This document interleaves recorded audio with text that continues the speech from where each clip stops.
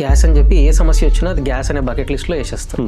మనం మేకులు తిన్న స్లోగా మన కడుపులో ఉన్న హైడ్రోక్లోరిక్ యాసిడ్ అనే యాసిడ్ అన్నింటినీ కరిగిచ్చేస్తుంది. మేకుల్ని తిన్న మనం తినే దాంట్లో బ్యాక్టీరియా మల్టిపుల్ థింగ్స్ ఉండొచ్చు కదా, సో అవన్నిటిని చంపడానికి యాసిడ్ ప్రొడక్షన్ అనేది అందరిలోనే ఉంటుంది. రైట్. ఆర్ కొందరిలో హెచ్ పైలోరీ, హెలికోబాక్టర్ పైలోరీ అని ఒక క్రిమి ఉంటుంది. ఓకే. ఆ క్రిమి వల్ల యాసిడ్ ప్రొడక్షన్ స్వతహాగా కూడా ఎక్కువ అవ్వచ్చు. గ్యాస్ అసలు ఎక్కడి నుంచి వస్తుంది?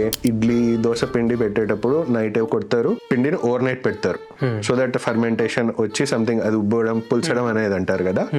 ఎందుకు వచ్చింది? Some bacteria has acted over it, the end product is that gas. Same way మనకు కూడా మనం తీసుకున్న ఫుడ్ ఉంటుంది అండ్ మనకు ఇన్బిల్ట్ ఇంటెస్టైన్ లో there will be millions and trillions of bacteria in every one. Good bacteria ఉంటుంది, bad bacteria ఉంటుంది. ఎప్పుడైతే బ్యాడ్ బ్యాక్టీరియా డామినేట్ చేస్తుందో that acts over the food and the end result is gas. Gas రావడం తప్పు కాదు, excess gas వస్తే పైనుంచి తేపుల రూపంలో రావచ్చు, కింద నుంచి ఫ్లాటస్ రూపంలో పిత్తుల రూపంలో కూడా రావచ్చు.